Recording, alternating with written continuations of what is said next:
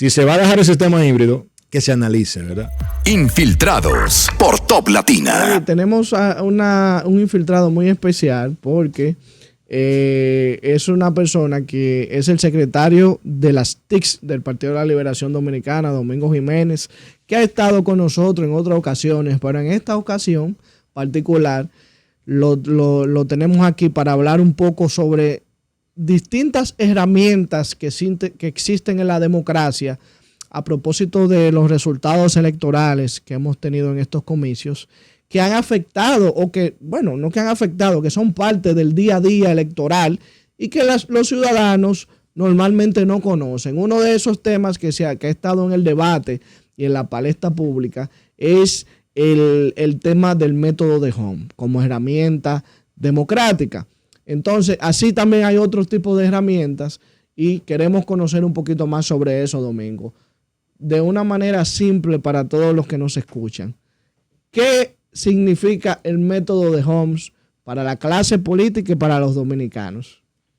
Bueno, gracias por haberme invitado aquí. Yo Bienvenido. complacido de venir a este programa. Hoy estamos a 22 de mayo. ¿Cómo es 22? Sí, 22. 22 de mayo. O 22 de mayo. 3 días después de las elecciones presidenciales, ¿no? Bueno, como tú bien dices, Michael, el método de Hunt es una herramienta que se usa para distribuir los escaños, que un proceso, ¿verdad? Para elecciones, en este caso congresuales, sí, y en este caso específico de los diputados, tú vas a determinar que le corresponde a cada partido político dentro de una demarcación. Okay. En República Dominicana hay lo que yo digo, un sistema mixto. Sí. ¿Cómo un sistema mixto? Bueno, tú le otorgas los escaños al partido político según esta herramienta de proporcionalidad de votos y luego dentro del partido político los candidatos que hayan obtenido la mayor cantidad de votos. Entonces, es un sistema híbrido que mucha gente no entiende. De hecho, candidatos que participan no lo entienden. No lo entienden todavía. Claro. Y el elector mucho menos. Entiende. Entonces, ¿qué yo entiendo que debe primero analizarse? Un tema constitucional incluso. Cuando tú votas, tú deberías conocer por quién tú estás votando. Número uno. Y número dos, si cuando tú das ese voto, tú estás de acuerdo con las personas por las que tú estás votando. Porque cuando tú seleccionas un candidato dentro de un recuadro. Yo voté por Martínez Brito. Lo supongamos. Bueno, Martínez Brito tiene un caso. Tú votaste por Martínez Brito, sí, pero tú indirectamente también votaste por 4 personas más. Ok. Entonces, pero puede ser que tú no estés de acuerdo con ninguno de los otros 4. Exacto. Entonces, eso es algo que hay que corregir.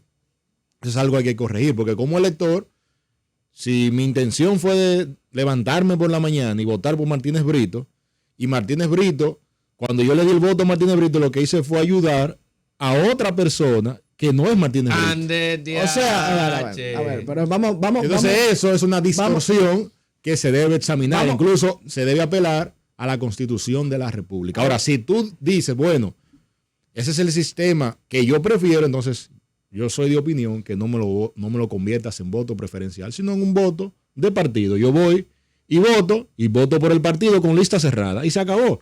Porque ya el elector está claro. Mira, cuando tú vayas a votar, ahí adentro, del 1 al 5, estas son las personas. Si tú marcaste ahí, le corresponde primero al 1, después al 2, después al 3, después al 4. Pero hay un elector que solamente iba a votar por Martínez Brito, se levantó a votar por Martínez Brito, pero cuando él votó, no votó por Martínez Brito, votó hizo diputado a otro, que es lo que ocurrió en la boleta del PRM. Así es. De esa circunscripción, por ejemplo, ya que Martínez Brito está aquí, que hay personas que fueron a votar por Pacheco, que fueron a votar por Aníbal Díaz, Manuel Núñez. Sí. O sea, que fueron a votar por la CAS, por el Ministerio de Turismo o por la Cámara de Diputados. Exactamente. Pero terminaron seleccionando y contribuyendo con otra persona que ellos no conocen, que terminó siendo diputada. Claro.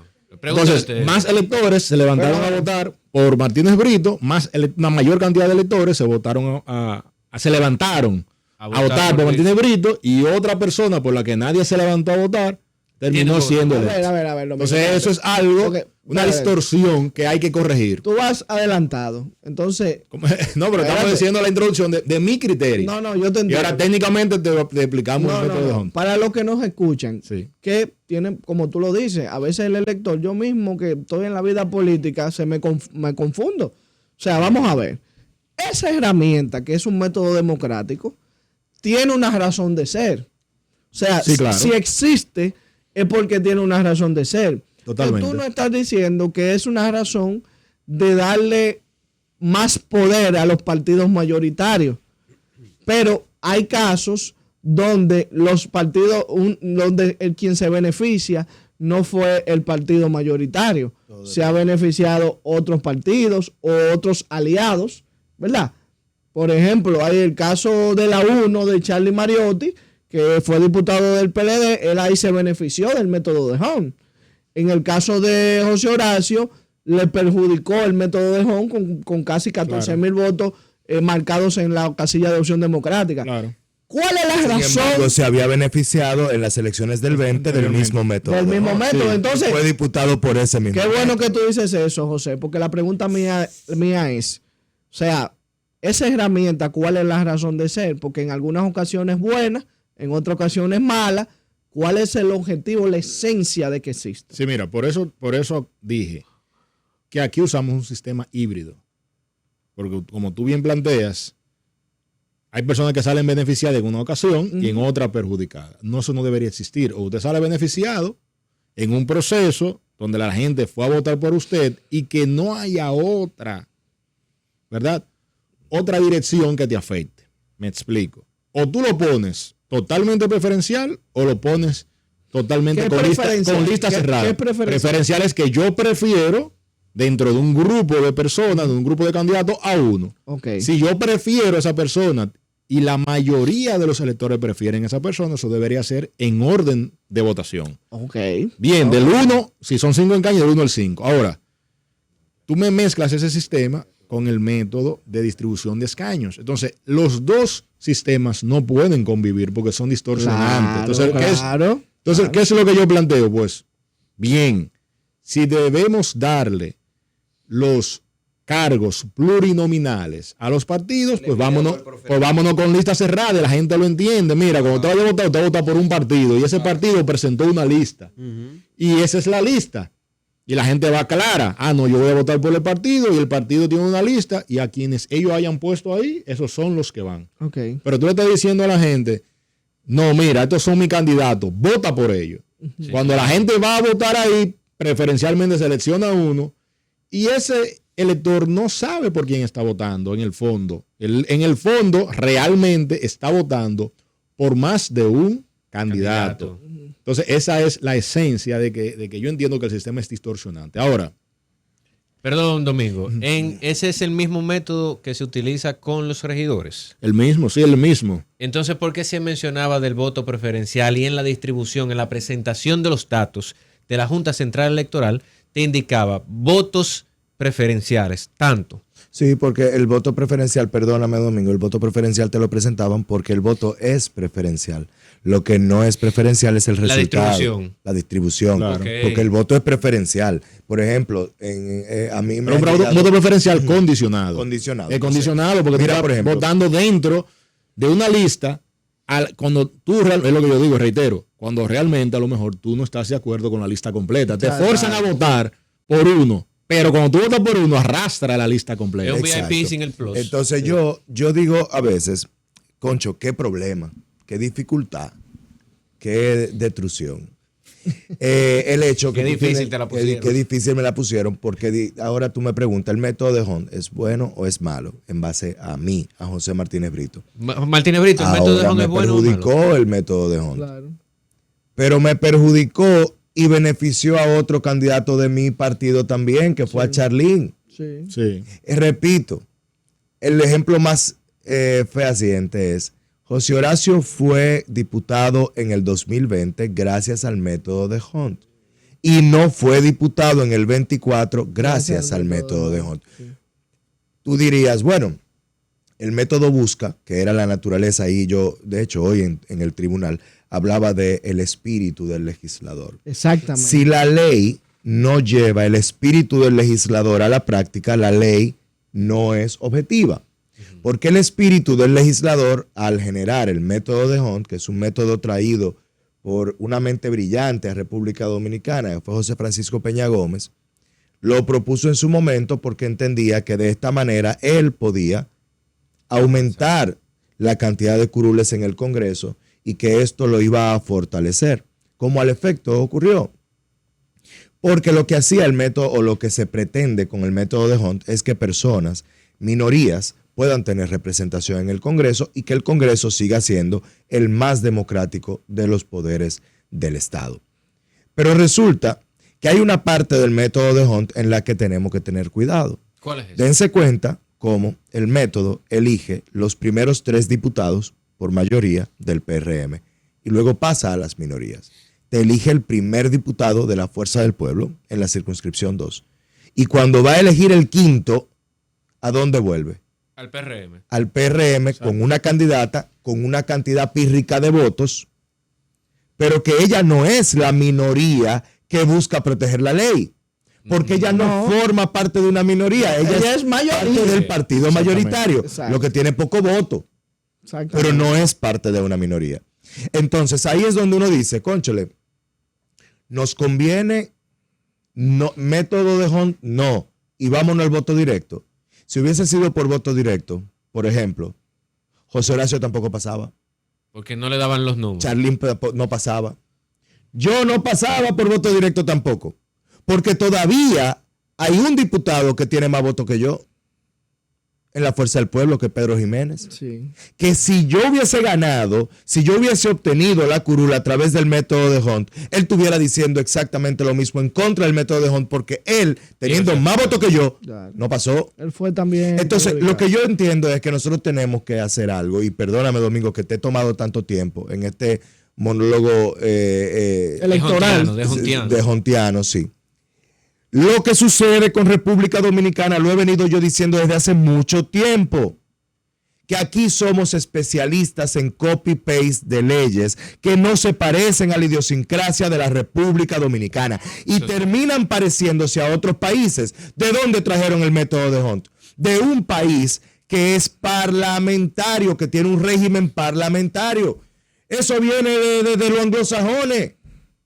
Hay otros países que tienen otros métodos, como los alemanes, que también pueden ser factibles. Entonces vamos a cambiar de ser ingleses a alemanes. ¿Cuándo diablo vamos a ser dominicanos? O es que aquí no entendemos, por ejemplo, que muy probablemente el problema ni siquiera sea la ley de Hunt. ¿Y cuál sería el problema de acuerdo a tu visión? Que se cumpla la ley en cuanto a la utilización de recursos de los candidatos.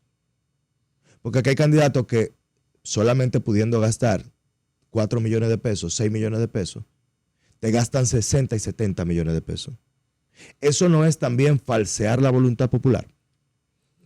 Eso es falsear la voluntad popular. Claro. Entonces, la intención de motivación visual. Entonces ahí es donde yo digo que tenemos que modificar el método de Hunt por un lado, pero por otro lado también tenemos que hacer que la ley se cumpla con respecto a la inversión. Claro, eso es así.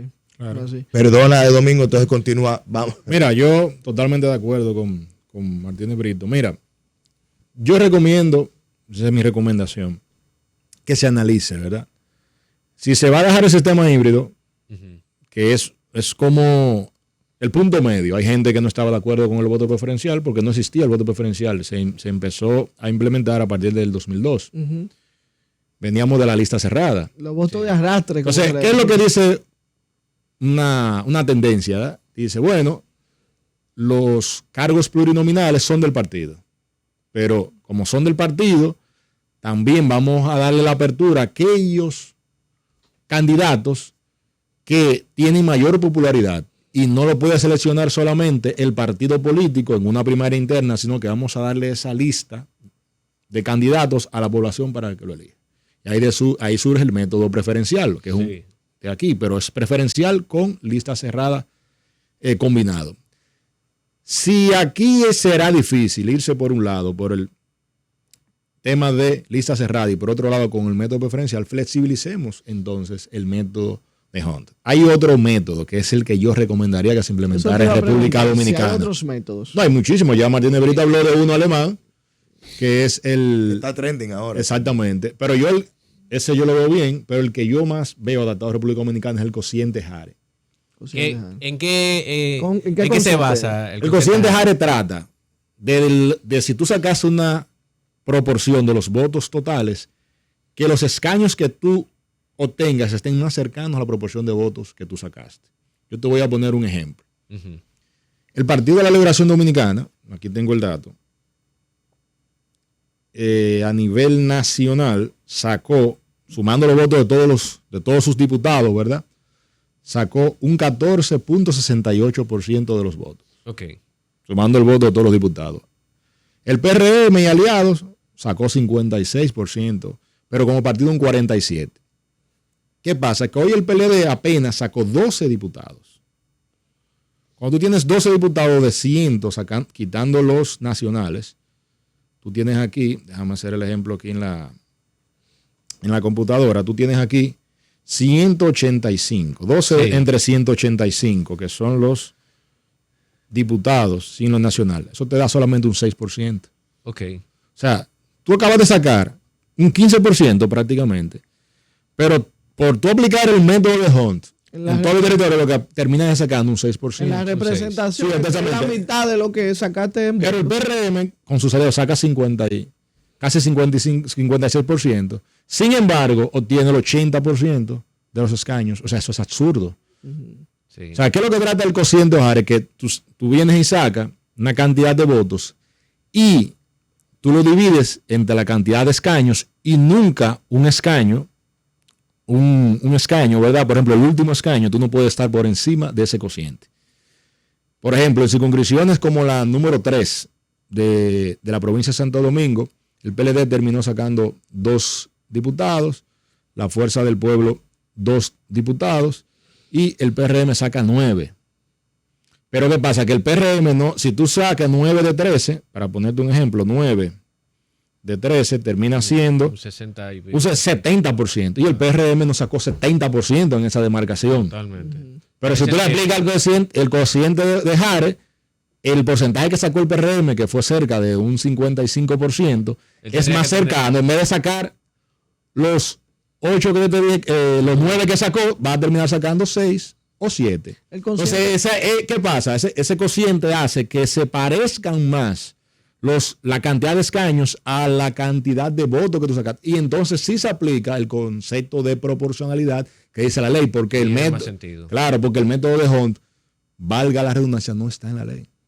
O sea, cuando tú aplicas la ley, pero explica eso. Sí. O sea, el método de no es un método administrativo. Dilo, dale. Es un método administrativo. La ley te habla de proporcionalidad.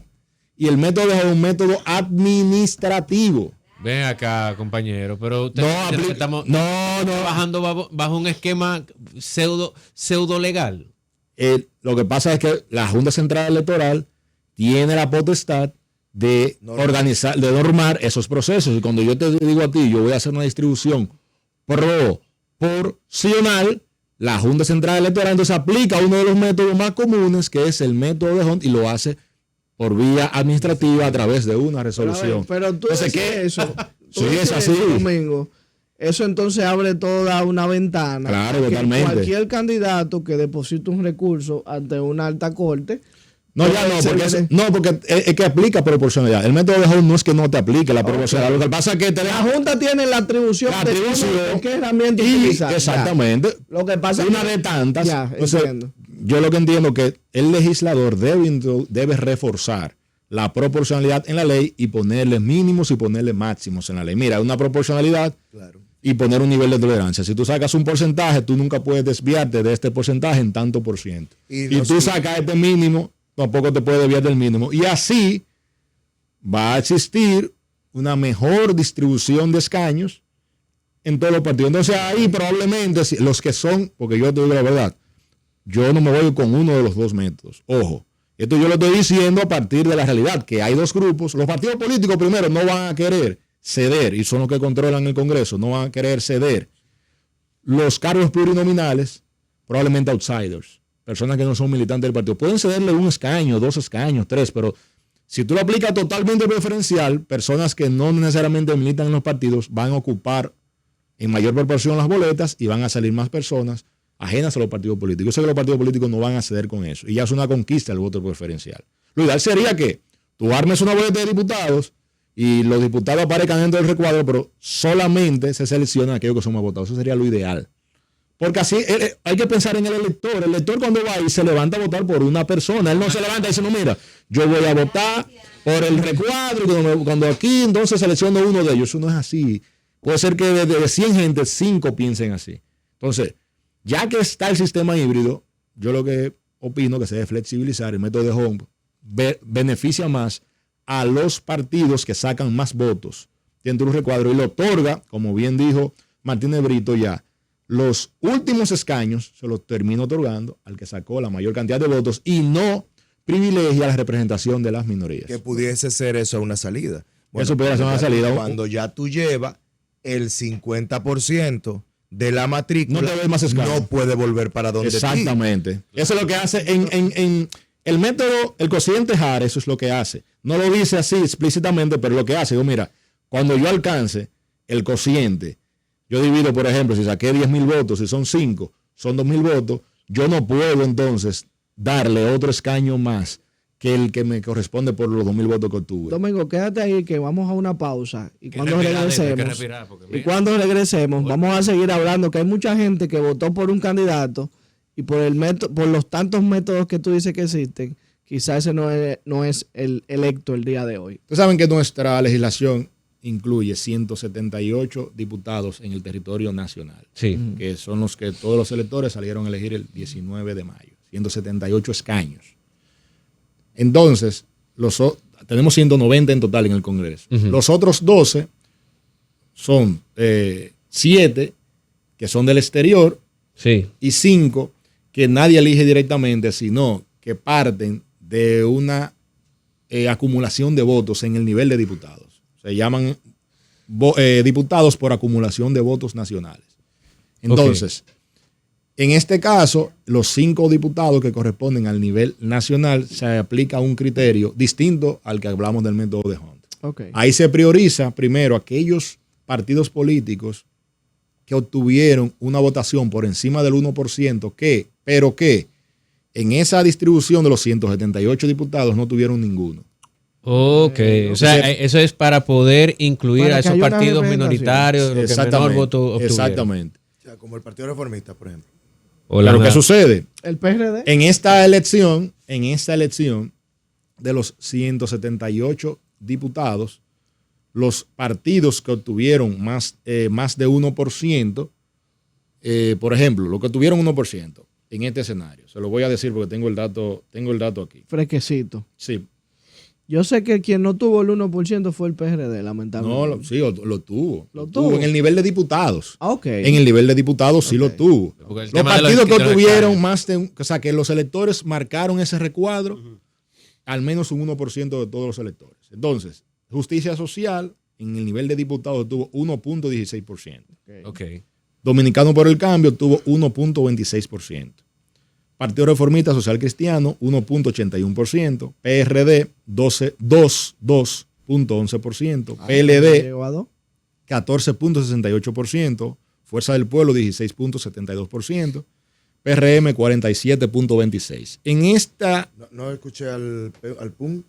No, por encima de 1, mencioné. Por encima de sí, ya todo, perdón, sí, no, tienes razón, Martínez Brito. Lo que pasa es que lo tengo organizado por el voto presidencial. Entonces, no, como dice, sí. El PUN sacó un 1.09%. A ver si se me queda otro. Bien. Omara, señores. Exactamente. Omara. 1.09. No dijo nada. No, porque acabo de informar. Un saludo especial para Omar, que es mejor. Entonces, ¿qué sucede? Dentro de esos, y aquí voy a abrir un archivo que tengo de los diputados, que presentaron no los diputados, sino los partidos que presentaron lista de diputados nacionales, porque tú tienes que presentar lista de diputados nacionales. Hay partidos que por partido, ¿cuántos candidatos? Sí, ahí voy para buscar ese, porque no lo memorizo ahora, pero para hablarle con datos, ya viendo esto, yo le digo a ustedes cuáles,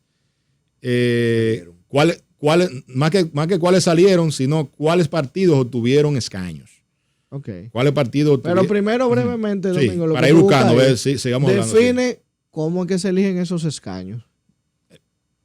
Se prioriza, como bien dije hace un rato, aquellos partidos que no tuvieron representación entre los 178, pero que en ese voto acumulado, porque yo leí ahora mismo el listado de votos acumulados, tuvieron más de un 1%. O sea, que no tuvieron diputados y que tiene más de un 1%. Exactamente. ¿Cuántos escaños? ¿Cuáles partidos inscribieron lista de diputados nacionales? APD, no lo mencionamos, por lo tanto, no tiene. No lo mencionamos, que sacó más de 1. Por lo tanto, no le corresponde. Okay. El BIS en la Diputación Nacional. ¿Cuánto sacó el BIS? Vamos a ver si el BIS obtuvo. Por encima del 1. El BIS, vamos a ver aquí el cuadro. Esto es en vivo, ¿verdad? Como dicen. El BIS obtuvo 0.61 en el nivel de diputados. Por lo tanto, no le corresponde. No le toca. Seguimos. Frente Amplio presentó 1, pero no lo mencionamos con el 1. No le toca. Fuerza del Pueblo presentó lista, pero obtuvo representación. Entonces ese lo ponemos, no es que no le toca, lo ponemos entonces ahora en elegible. Porque si no se cumple, hay que buscar donde lo que sí sacaron, porque esos 5 diputados hay que distribuirlos sí o sí. Ese está de backup. Ese está de backup. Fuerza del Pueblo está de backup. Generación de servidores, no lo mencionamos dentro del 1. No le toca. No le toca. Moda, no le mencionamos dentro del 1, no le toca. Estoy mencionando los partidos que presentaron listas. Opción Democrática no pasó del 1, no le toca. Partido Cívico Renovador no pasó del 1, no le toca. Partido Esperanza Democrática no pasó del 1, no le toca. PHD tampoco, que presentó. PLD obtuvo representación, lo colocamos aquí en el backup. Sí. Partido Nacional Veteranos y Civiles presentó lista, pero no tuvo más de 1, no le toca. País Posible presentó lista, pero no tuvo más del 1 en nivel de diputados, tampoco le toca. Y así está PPC, PPT, ninguno de ellos. PRD obtuvo un diputado a nivel nacional, lo metemos entonces también en el backup. Y PRM, evidentemente obtuvo representación, o sea que en esta elección de manera particular, ningún partido de los que presentó lista, ¿verdad? Que no tuvo representación, obtuvo más del 1%. Por lo tanto, tenemos que distribuir esos 5 entre estos 4 partidos. Entonces, ¿qué dice la ley ahí? Cuando no ocurre eso que acabo de decir y ocurre esta situación, entonces esos 5 se distribuyen entre esos 4. Ahora se distribuyen de 1 en 1 y ahí se hace una rueda. El primero le corresponde al que obtuvo más, PRM. El segundo, a la Fuerza del Pueblo. El tercero, al PLD. El cuarto, al PRD. Y el quinto, vuelve al PRM. Es decir, en la Diputación Nacional obtuvo el PRM 2, la Fuerza del Pueblo 1, el PLD 1 y el PRD 1. Entonces, así se distribuyen los 5 nacionales. Ahora, ¿quiénes presentaron ahí? Bueno, aquí también tenemos listado, yo se lo voy a mencionar con nombre. Espérate. Ahora mismo, no, porque es que yo no entiendo algo, porque tú me estás hablando de partidos mayoritarios. Claro. Por ejemplo, el partido de Zorrilla. No pasó del 1. No pasó del 1. No le toca. Si habría pasado del 1, le correspondía. Bueno. ¿Justicia Social presentó? No presentó. No pasó del 1, pero no presentó porque fue aliado en todos los niveles al PRM. Pero no presentó diputado nacional. Reformista Social Cristiano. No presentó lista nacional. Pero iba aliado a otros partidos. Iba aliado, si el Partido Reformista habría presentado diputado nacional, le correspondía a 1. Fue un error de ellos como organización política no presentar. Pero si ellos van aliados, no se les suman los votos a quienes van aliados. Porque que no presentaron, Michael. Hay una candidatura de lista nacional. Hay una lista nacional. Tú tienes que presentar candidatos. Si tú no lo presentas, no te vamos a buscar un candidato. A ver, pero es lo que yo, por ejemplo, vamos a poner un ejemplo. Yo te mencioné el BIS presentó. El BIS fue aliado con el PDI y con el Reformista Social Cristiano. No, con Opción Democrática en la mayoría de los lugares, en nivel de diputados. En otros, con la Fuerza del Pueblo. En algunos otros casos. Si el BIS hubiera sacado más de un 1%, a nivel nacional por acumulación, en su casilla le tocaba 1. Le toca. Pero no lo sacó, 0.61. Ellos sacaron más de 1 en el nivel presidencial. Pero en el nivel de diputados no alcanzaron el 1%. Los partidos emergentes que obtuvieron más del 1% no presentaron diputados nacionales. Exactamente. Y ahí se quedaron sin una representación de sus partidos en el Congreso. Por ejemplo, en la Cámara Baja. ¿cuáles fueron los electos? Aquí está por nombre. Del PRM, el número 1 en la lista es Pedro Martínez Moronda, que es diputado actual, Sí. que no es originario del PRM, sino que Alianza País lo aportó Sí. dentro de la lista del PRM, y a él le corresponde el número 1. Giancarlos Marte, del PRM, que no es originario del Sí. PRM, es hijo de Antonio Marte, Sí, va por primero la tiene gente. 31 años, joven. Él lo aportó primero la gente y el Sí. PRM, porque el PRM le dio las listas a sus aliados, las posiciones. Atención país, esta lista es fresquecita porque esos nombres todavía no habían salido. habían salido. Pedro Salido. Martínez Moronda, diputado electo a nivel nacional. Ese diputado de ustedes. Y Giancarlos Marte es También. diputado de 31, joven, entra como diputado del Congreso Nacional. Pedro Martínez Moronda sí era diputado, Sí. que salió en el proceso pasado igualmente. Igual que con esta- En la del PRM en primer lugar, porque era aliado de Alianza País y quedó entonces, era el primero en aquella y el primero en esta, repitió y le ¿Quién corresponde. más? Y ya esos son los dos que le toca al PRM. Sí, ¿quién más? Entonces, en caso de Fuerza del Pueblo, igual, el mismo diputado que Fuerza del Pueblo presentó en el año 2020 como número 1 de su lista, cabeza de lista, también lo colocaron como cabeza, Elías Huesin Chávez. Ok. Sí. ¿Quién más? El PLD Pero iba como la fuerza del pueblo o no, iba lo por su aportó, correo? PQDC, PQDC, pero sí. en la lista de la Fuerza del Fuerza del Pueblo. Pueblo. Sí. ¿Quién más? Por eso es que vemos que algunos partidos que presentan que no aparecen, pero sí Están en el incluidos. partido se lo aportó, como es el caso de Pedro Moronda, Alianza País, y Giancarlos Marte. O sea que padre e hijo, padre va a estar en el Senado como senador y el hijo como diputado. Muy bien. Bien. ¿Quién más? Danilo Díaz del PLD Muy bien. encabeza la lista del PLD. ¿Quién más? Y del PRD, que es el último que nos falta por mencionar, se llama Ramón Antonio Raposo. Ok. No sé si es diputado actual, pero lo he escuchado. No sé si Bueno. fue diputado Creo que sí, antes. que él fue Que él diputado. no sé si fue diputado antes, pero entonces esa es la lista. Los diputados nacionales son, como dije, Pedro Martínez, que es diputado actual, Giancarlos Marte de Partido Primero la Gente en la lista Sí. del PRM, Danilo Díaz del PLD, Elías Huesin Chávez, aliado de la Fuerza del PQDC. Pueblo, PQDC, y Ramón Raposo del PRD. Esos son los 5 diputados Bueno, por nacionales. ahí a nivel Te lo cumplí. Ahí- no, no. Ya satisfecho, porque una pensaba venir noticia con los para- escaños, pero como tenía la lista Claro. aquí, entonces ya te digo los nombres también. Fresquecito, te lo agradecemos. Y es evidente que ahí nada más prácticamente hay 2 partidos minoritarios que tuvieron que ir en una boleta de partidos mayoritarios para poder ser representantes. 3. 2. No, porque el PRM le dio Alianza País y a Primero la Gente, 1 y 2.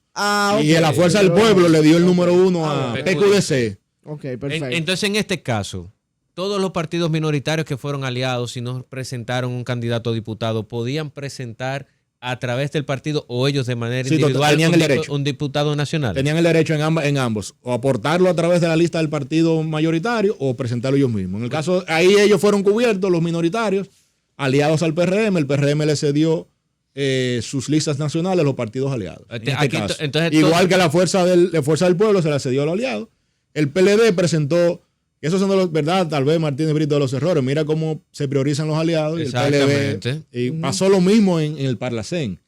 O sea, Sí. yo tengo amigos que aprecio mucho, que salieron electos. Soy miembro del PLD, al Parlacén, pero el PRM, por ejemplo, priorizó a los aliados. Por ejemplo, voy aquí con el Parlacén para dártelo completo, sí, Michael. sí. Perfecto. Le tocó al PRM 12 diputados del Parlacén, Ok. a la Fuerza del Pueblo 4 y al PLD 4. Ok. Una pregunta. Pero eso ya es acumulación de votos, pero en el nivel de senadores. ¿Y como para qué sirve un diputado en el Parlacén? Mira, es un parlamento centroamericano que están organizados los países de Centroamérica, República Dominicana, Guatemala, El Salvador, Costa Rica. No recuerdo si Panamá está. No, Panamá no está. Panamá no está. No. Esos son los países y que me falta otro país, no recuerdo ahora, creo Belice me parece. Ujú. Es una Belice, especie sí. de foro internacional. Exactamente. de Y legisladores tienen internacionales. los beneficios similares a los diputados. El mismo salario, hay otro esquema de viáticos. La presidenta del Parlacén actual es de dominicana. Sí, se rotan entre los países. Hay una regla no escrita o es parte de las leyes que un expresidente inmediatamente aspire. No, esa regla está escrita.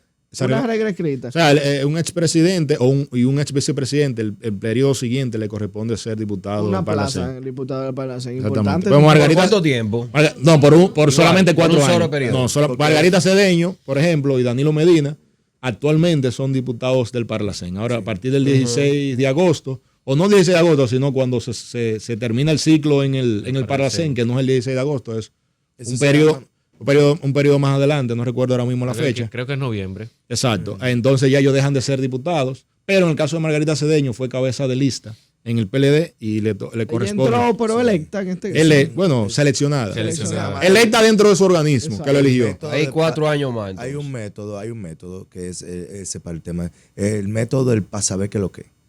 Entonces, Sí. claro, Cúbreme ahí. Entonces, cúbreme ahí, para saber qué es lo que. Entonces, te ponen al presidente y al vicepresidente en el Parlacén con la inmunidad parlamentaria. Exacto. Cúbreme ahí. Para ver qué es lo que. Sí. Para ver cómo va a venir el otro. Ya en 4 años tú tienes que saber cómo viene el otro, ¿verdad?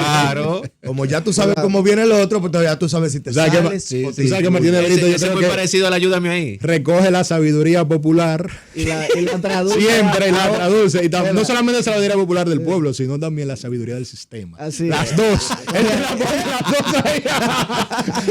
Entonces ahora él presentó la sabiduría del sistema. Estoy de acuerdo totalmente con lo que él plantea. El conjugador le llama. El conjugador, exactamente. Magistral. Latinoamérica, de hecho, es el único país, o sea, es la única región, perdón, que tiene disposiciones legales específicas para proteger expresidentes. Sí. Claro. En ninguna otra región eso existe, solamente Latinoamérica. Y dense cuenta que también somos los países que más presidentes presos tenemos. Sí, Presidente preso. Sí. O sea, a cada rato aquí meten preso un presidente en Latinoamérica. No. Ah, en Latinoamérica. Está bien. Esa es la No, costumbre. cuando tú dijiste aquí, yo pensé que República No, Dominicana. la me República quedé Dominicana aquí. no tiene ni uno. Ah, el no, único, claro, el único Bueno, que tiene República Dominicana Salvador fue Jorge Salvador Blanco. Jorge Blanco. Sí, sí. Y todo el mundo sabe que ahí, además, independientemente de que hubo algo, realmente eso fue una retaliación política. Pero en los demás casos de Latinoamérica, no todos han sido retaliación política. Pero como hay tanta facilidad y tanta debilidad en las instituciones, La mayoría son es necesario proteger a los actores políticos de otros actores políticos que te quieren aniquilar. Sí. Lo que no siempre significa que es persecución política. Ujú. ¿Comprenden? Claro. Para que nadie vaya a pensar otra cosa. El pavé que lo que no es porque nos lo inventamos los dominicanos. Pero, Es que es eso es- regional, es una ayuda regional. En términos de la América Latina Pero uno está y ahí, de ¿verdad? Centroamérica, Imagínate. es evidente que es necesario proteger actores políticos porque estamos muy temprano de las épocas convulsas que vivió cada uno de esos Sí, países sí. donde se generaron esas normas. Ya esas normas actualmente para mí no tienen sentido. Por ejemplo, No cierre eso, compañero, porque No. eso ayuda mucho oye, ¿por qué no al tiene centro sentido? Es que te digo de por qué no tiene pensamiento. sentido. Ahora es muy difícil hacer una persecución política. Ajá, ¿y por qué? Porque hay derechos fundamentales que ahora tú puedes ir a tribunales internacionales a exigir que se te reivindiquen derechos. Como por ejemplo, la misma razón por la que ya no son tan importantes las unificaciones de criterios de regiones. Ya no son tan fuertes instituciones como la Internacional Socialista, como el Parlacén, Muchas gracias a la como internacional la que ONU, estuvo aquí revisando. como la OEA, que antes lo que decían había que hacerlo. Ujú. Hoy la OEA se la pasa a cualquiera por debajo de los brazos. No motive, Debajo no de los incentive. brazos. Ah, ok. Sí, por el sobaco. Por un lado oscuro también. Un Que le da poco oscuro sol. y con olores Peculiares. peculiares, pero por ahí se lo pasan también. Entonces, porque ya eso no es lo que es tan importante ahora. Sin embargo, seguimos explicando. ¿Cuántos más diputados tenemos? Vámonos ahora a los diputados de ultramar. Ultramar, el PRM sacó 7 de 7. 7 de 7. Siete Ahí de no- siete. Esos son votos directos. Ahí no hay, Voto directo. Ahí la ahí gente no va a hay- votar igualito que aquí. Ahí no hay proporcionalidad. No, igual el método de Hon se aplica, 3 circunscripciones, o sea, es lo mismo. Como Domingo. si se votara, igualito aquí, se votó allá y en la circunscripción 1 el PRM sacó 3 diputados, en la 2 sacó dos Dos diputados y en la 3 2 diputados. Sí. Sacaron 7 de 7, igual que en el proceso del año 2020. ¿Tú Domingo, tienes el dato de cuántos votos la diáspora aportó? Ahora, en esta elección, Sí. ¿Cuántos votaron? sí, claro. Vaya, Pero vaya. te voy a decir, habían 840,000 y pico de electores, votaron solamente 120,000 y algo. O sea, la atención fue del 82% en el exterior. Gracias. El DH. Más, descansa. No, no, En la elección del 2020, por ejemplo, ahí, en la del 2016, perdón, porque yo 2020 no la pongo en comparación, la del 16, la abstención en el exterior fue del mismo, estamos hablando, no del mismo, sino de 54%. El 54. dominicano más En fácil. o sea, de 54 en el exterior, en el 2016, aumentó 82%. El la abstención. dominicano Y en en el Estados Unidos, por ejemplo, en el año 2016, no tengo el dato ahora solo de Estados Unidos, tendría que buscarlo, pero sé que por tema de tiempo del programa quizás no lo pueda proporcionar en el aire. Pero en Nueva York, que es donde más se vota, en Estados Unidos, pero en Nueva York, de Estados Unidos, donde más se vota, en Estados Unidos la abstención en el año 2016 fue de 44%. O sea, en la atención en Estados Unidos fue, y voy a hablar un poquito de atención antes de terminar, para que ustedes vean Sí, algo. quiero De quiero hablar de 44%, 44% en Estados Unidos en el año 2016.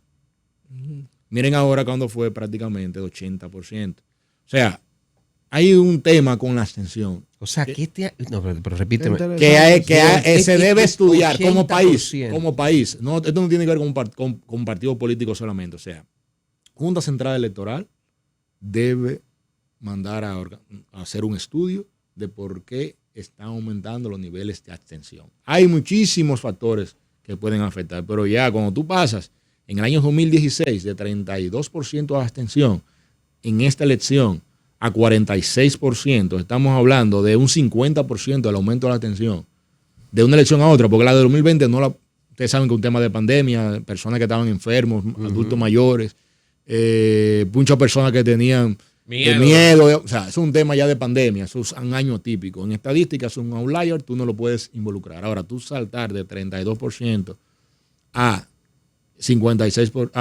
46% en tan solo de un periodo a otro, y cuando tú, en el 2012, la abstención fue 27%, y tú de 27 te vas eso es manejable, ¿verdad? De 27 a 32, bien, perfecto. Porque aumentó el padrón del exterior en ese momento. Ahora, en el exterior estamos en 82%.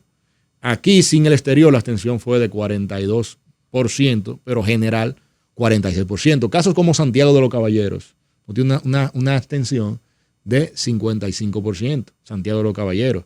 El Distrito Nacional, por ejemplo, siempre estuvo por encima del nivel promedio de abstención. Siempre. Es lo que uno puede intuir, pero muy por el contrario ahora. El Distrito Nacional estuvo por debajo del nivel de abstención. O sea, el Distrito Nacional, la abstención fue de 41.5%. Diablo, Y la eso es nacional, escandaloso. ya todo 46%. O sea, Santiago, mire cómo se abstuvo. Sí. O sea, a ese nivel de abstención tan alto, La Vega y Santiago y Duarte, esas tres provincias, Pero fueron eso- las de más altos niveles de abstención. Eso habla también de cómo operó el partido de gobierno, teniendo en cuenta los niveles de abstención. Mira, porque lo tenía en cuenta. yo representando un partido de oposición, en las elecciones de febrero te puedo decir con toda sinceridad que operaron para ello. Ahora, como yo veo la distribución de abstención, hay otros factores. Ya. Hay otros factores que no necesariamente fue que un partido operó directamente para ello. Claro, el gobierno mandando una percepción de que tenía un 70%, mucha gente probablemente dijo, bueno, yo no voy a votar porque puede estar decidido. Eso puede influir en una parte.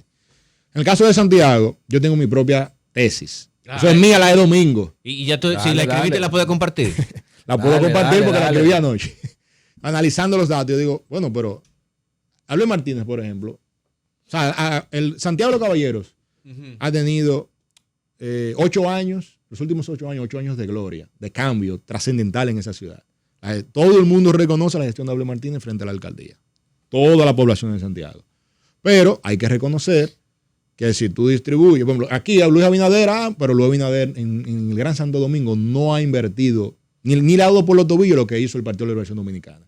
Yo me sorprendo que la gente del Gran Santo Domingo votó por Luis Abinader. En Santiago, ellos han hecho una gran inversión. Entonces, ¿qué es lo que yo veo en el caso de Santiago? Yo creo que los electores se sentían igual de satisfechos con Abel que con Luis. Y una gran parte decidió no meterse en ese lío y no votó. O sea, eso es mi percepción en base a que en Santiago siempre se ha votado mucho. En el Distrito Nacional lo que se ha dado es que han votado en la misma proporción que siempre han votado. Esa ha sido la atención típica del Distrito Nacional, 40, 42% en elecciones presidenciales. Siempre ha sido. Se mantuvo en el mismo nivel. Las 3 provincias, sumado el exterior y 3 provincias, fueron las que cargaron la abstención en este país. 3 provincias grandes, Santiago, Duarte, La Vega y el exterior. Esas 3 que han disparado. Por lo tanto, que hay una atención focalizada y hay que evaluar qué pasa en esas demarcaciones. Y bueno, ya esto sería como consideración política, tú sabes, además de tu... Tienen que aprovecharme objetivo ahora en estos días porque ya no tengo el traje político, me lo voy a poner pronto. No, pero vamos a medirte algo de un pronto. Sí. Porque fue un programa esta mañana y también me dijeron, pero tú no te pareces. Para que en estos días uno trata de ser lo más objetivo posible. Con los números. En el posparto, tú sabes, Domingo, sí, que yo decía ayer. La veda de objetividad me quedan unos días. Yo decía, Domingo, ayer que la legitimidad de este gobierno está complicado tú dársela completamente, porque con un nivel de abstención de un 46%, ¿verdad? Que esa es la cifra. Esa es la cifra sí, ya es oficial. Esa es la oficial, ¿no? 45 puntos, más de, o sea, con un redondea, ajá, más de 45.5. Exacto. Entonces uno redondea al 46. Exacto, un 46%. Y yo digo, wow, mira, este presidente tiene un poder absoluto, porque para mí es inusitado en el Congreso. O sea, lo que él tiene en la Cámara de Diputados, por ejemplo, es una vaina increíble. Pueden pasar cualquier ley. O sea, sí, le sobra el quórum. No necesitan ningún tipo de consenso. No necesitan consenso de nada. Ni contrapeso. O sea, no va a haber contrapeso de ninguna forma. Entonces yo decía, diablo, pero es un abuso. Pero me puse también a analizar la abstención, por ejemplo, en El Salvador con Nayib Bukele. Yo tenía la idea de que fue una participación absoluta en El Salvador.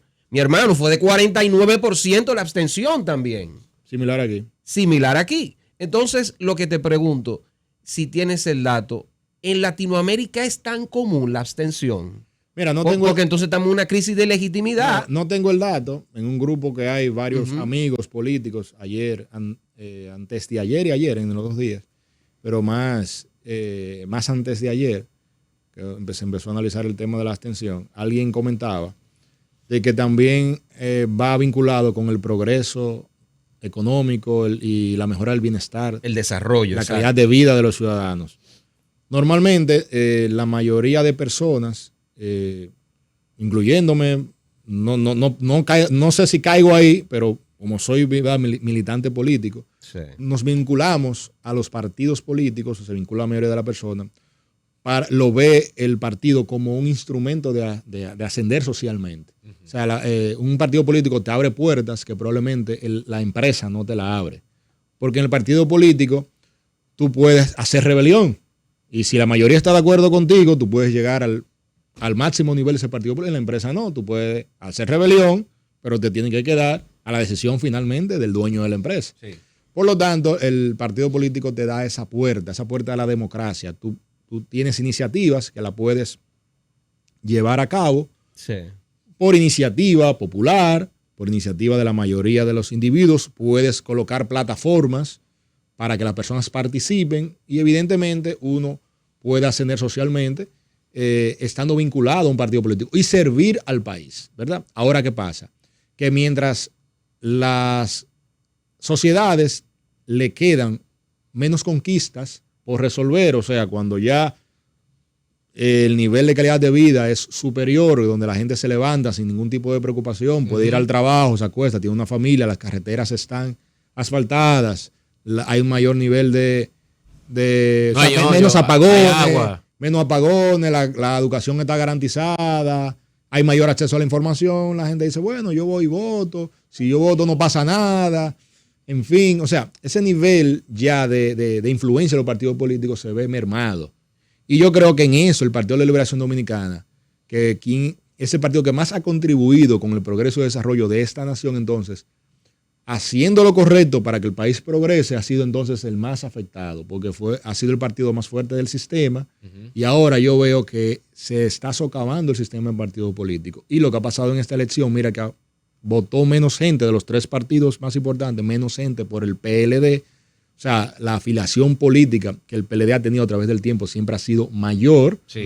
Y aún así yo estoy casi seguro que aunque sacó a nivel presidencial 450,000 votos, y aunque en el nivel de senadora sacó un 17%, yo estoy seguro que la mayoría de afiliación partidaria hoy en día todavía pertenece al PLD. Aún así, con esos golpes, pero la población dominicana ya no está de manera general más vinculada a los partidos políticos de lo que estaba antes. Y eso, evidentemente, que puede afectar la abstención electoral, sin duda alguna. Entonces, en Latinoamérica, probablemente los partidos políticos, los países o mejor dicho, que tengan un comportamiento similar que República Dominicana. No he visto, por ejemplo, el caso de Panamá, no he visto el caso de Uruguay, no he visto el caso de Chile, que son 4 países que yo entiendo que en los últimos 30 años son Costa Rica, los países que mayor progreso y bienestar han traído a todos sus ciudadanos, sus gobernantes, son los países que mayor han salido beneficiados del rol que han jugado sus gobernantes. Entiendo que por ahí puede estar el tema de abstención. Cuando tú me mencionaste el caso de El Salvador,